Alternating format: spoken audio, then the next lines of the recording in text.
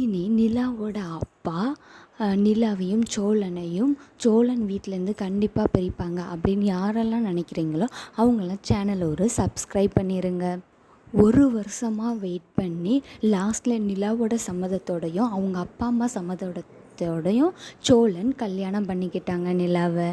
நிலா சோழன் கல்யாணத்துக்கு நிலாவோட அப்பா தான் எதிர்ப்பாங்கன்னு பார்த்தா, ஆனால் லாஸ்ட்டில் அவங்களோட சம்மதத்தோடைய இந்த கல்யாணம் நடந்துருச்சு. இனி இவங்க 2 பேரும் வாழ்க்கையில் என்ன நடக்க போகுதுன்னு பார்க்குறதுக்கு ரொம்பவே ஆர்வமாக இருக்குது. யாருக்கெல்லாம் ஆர்வமாக இருக்கோ அவங்களாம் கமெண்ட் பண்ணிடுங்க. கல்யாணம் முடிஞ்ச உடனே சோழன் வீட்டுக்கு எல்லாருமே நிலா சோழன் எல்லாருமே வராங்க. வந்து உட்காந்துருந்து எல்லாரும் பேசிகிட்டு இருக்காங்க. அப்போ நிலாவோட அப்பா வந்து, நிலா நான் உன்கிட்ட கொஞ்சம் தனியாக பேசணும் வரியா அப்படின்னு சொல்லி கூப்பிடுறாங்க. உடனே நிலாவும் போகிறாங்க. உடனே மனோகர் சொல்கிறாங்க, நீ தேர்ந்தெடுத்த வாழ்க்கை நல்லபடியாக வாழ்ந்துக்கோ அப்படிங்கிற மாதிரி சொல்கிறாங்க. என்னை பற்றி நீங்கள் கவலைப்பட வேண்டாம்ப்பா அப்படிங்கிற மாதிரி நிலாவும் சொல்கிறாங்க. உடனே மனோகர் சொல்கிறாங்க, என் மாப்பிள்ளை கார் ஓட்டுறாங்கன்னு சொல்கிறதுக்கு எனக்கு ஒரு மாதிரி இருக்குது, அதனால நம்ம பிஸ்னஸை வந்து நீங்கள் கவனிக்க வரீங்களா அப்படின்னு சொல்லி கேட்குறாங்க. இந்த வீடு உனக்கு வேண்டாமா, நான் உனக்கு ஒரு வீடு தரேன் அப்படிங்கிற மாதிரி சொல்கிறாங்க. நாங்கள் திருவண்ணாமலைக்கு வரலப்பா, நாங்கள் இங்கேயே இருந்துக்கிடுறோம் அப்படிங்கிற மாதிரி நிலா சொல்கிறாங்க. உடனே அப்போ இங்கே சென்னையில் உள்ள வீடை நீ எடுத்துக்கிடுறியா அப்படின்னு சொல்லி நிலா கிட்ட கேட்குறாங்க. அதெல்லாம் எனக்கு ஒன்றும் வேண்டாம்ப்பா அப்படின்னு சொல்லி நிலா சொல்கிறாங்க. இந்த சின்ன வீட்டில் நீங்கள் எப்படிமா இருப்பீங்க, உங்கள் வாழ்க்கையை நினச்சா எனக்கு கவலையாக இருக்குது, என் மாப்பிள்ளை கார் ஓட்டுறாங்கன்னு சொல்கிறதுக்கு எனக்கே ஒரு மாதிரி இருக்காதாம்மா அப்படின்னு சொல்லி கேட்குறாங்க. உடனே நிலா சொல்கிறாங்க, இதில் என்னப்பா இருக்குது அப்படிங்கிற மாதிரி நிலா கேட்குறாங்க.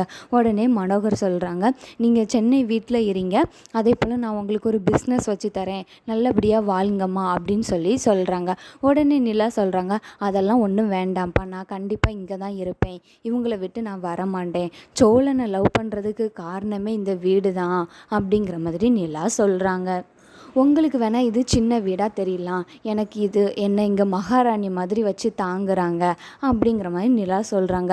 இதுக்கு மேலே நான் சொல்கிறதுக்கு ஒன்றும் இல்லைம்மா, இதுக்கு மேலே உன் விருப்பம் அப்படிங்கிற மாதிரி நிலா கிட்ட அவங்க அப்பா சொல்லியிருந்தாங்க.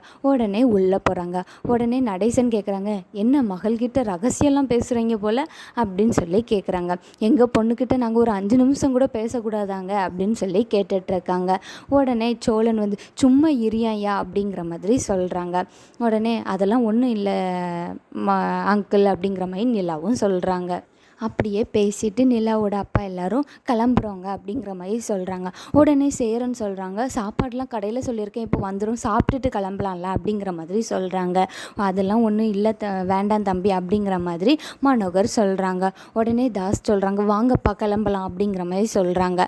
சரி நாங்கள் போயிட்டு வரோம் அப்படிங்கிற மாதிரி சொல்கிறாங்க. இல்லை கொஞ்ச நேரம் இருந்து சாப்பிட்டுட்டு மட்டும் போகலாமே அப்படின்னு சொல்லி சேரன் சொல்கிறாங்க. இல்லை எனக்கு மீட்டிங்லாம் நிறைய இருக்குது அப்படிங்கிற மாதிரி தாஸ் சொல்கிறாங்க. உடனே நிலாவுக்கும் பாய் சொல்லிட்டு எல்லாரும் கிளம்புறாங்க.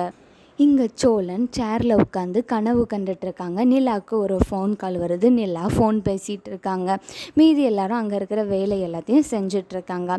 இங்கே சோழன் கனவு கண்டுட்ருக்காங்க, நைட்டு என்னெல்லாம் நடக்கும் அப்படின்னு சொல்லி தானாக பேசிகிட்டு இருக்காங்க. இது எல்லாத்தையும் கேட்ட சேரன் பாண்டியன் பல்லவன் எல்லாரும் கிண்டல் பண்ணுறாங்க. நிலா வந்து என்ன சோழன் பண்ணுறீங்க அப்படிங்கிற மாதிரி கேட்டுட்ருக்காங்க. உடனே சோழனுக்கு என்ன சொல்லன்னு தெரியாமல் உள்ளே ஓடிடுறாங்க ரூமுக்குள்ளே. அப்புறம் சேரன் எல்லாரையும் சாப்பிட கூப்பிட்றாங்க. எல்லோரும் உட்காந்து சாப்பிட்டுட்டு இருக்காங்க. அப்போது நிலா கிட்ட சோழன் கேட்குறாங்க, நம்ம 2 பேரும் வெளியே போயிட்டு வரலாம் வரீங்களா அப்படின்னு சொல்லி கேட்குறாங்க.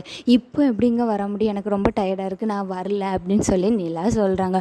உனக்கு தான் பீச்னால் ரொம்ப பிடிக்கும்ல, என் கூட வாயேன் அப்படின்னு சொல்லி சோழன் கூப்பிடுறாங்க. இல்லை நான் வரல அப்படின்னு சொல்கிறாங்க. அப்போ டீ குடிக்க போகலாமா அப்படின்னு சொல்லி சோழன் கேட்குறாங்க. இல்லை நான் வரல, அதான் சேரன் அண்ணனே சூப்பராக டீ போடுவாங்களே, அண்ணா எனக்கு ஒரு டீ போடுறீங்களா அப்படின்னு சொல்லி கேட்குறாங்க. உடனே பல்லவன் பாண்டி 2 பேருமே இல்லை நீங்கள் போயிட்டு வாங்கலாம் அப்படின்னு சொல்லி சொல்கிறாங்க.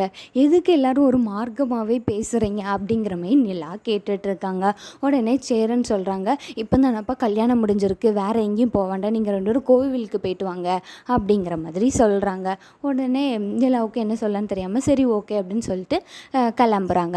அப்போ சோழன்கிட்ட அண்ணன் தான் உனக்கு ஓகே பண்ணி தந்திருக்கு வெளியே போகிறதுக்கு அப்படிங்கிற மாதிரி சொல்கிறாங்க. உடனே நானும் வேட்டி சட்டெல்லாம் போட்டுட்டு கிளம்புறேன் அப்படின்னு சொல்லி சோழனும் வேட்டி சட்டெல்லாம் போட்டுட்டு கிளம்புறாங்க. நிலா அங்கேருந்து சாரி உடுத்துட்டு வராங்க. அப்படியே அவங்க 2 பேரும் பைக்கில் ஏறி போகிறாங்க. அவங்க எல்லோரும் பாய் காட்டுறாங்க, பாய் சொல்கிறாங்க. அப்படியே அவங்க 2 பேரும் கோவிலுக்கு கிளம்பிட்டாங்க. அடுத்தால இங்கே பாண்டிக்கிட்ட வானதி வந்து எப்போதும் போல் குறை சொல்கிறாங்க நிலாவை பற்றி. உனக்கு வேறு வேலையே இல்லையா? அவங்கள குறை சொல்லணும்னா உன்னால் இருக்கவே